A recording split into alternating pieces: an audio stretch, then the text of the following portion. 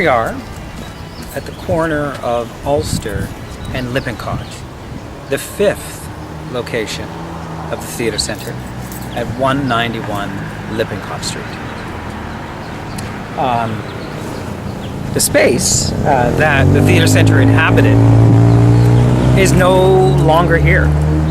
It was sold and it was made into condos, apartments. It's quite a big lot. This is a really significant location for the theatre centre. There was a whole new crop of companies that the theatre centre was supporting at this time in the Lippincott space. One of them was Hilla Latoya and DNA Theatre, and they did their 9-hour Hamlet at this theatre centre, at this location.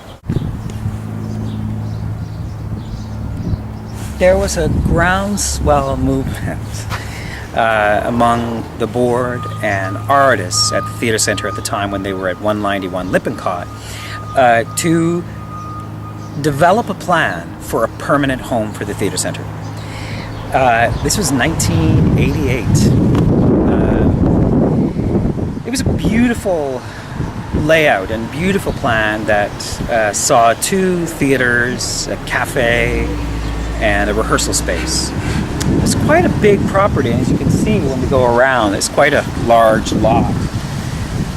The owner of this location was the same owner of the Poor Alex, John Syme, and there was a whole deal concocted to sort of own the space, because at the time we were renting.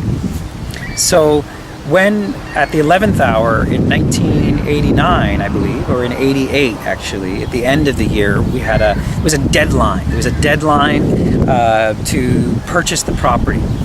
Otherwise, the landlord was going to have to sell it to a commercial buyer. We hit the deadline. We didn't have the money to purchase the building, and the landlord sold it. But there was a real possibility for a year. There was a lot of excitement that the theatre centre would finally, after almost 10 years in existence, have a home.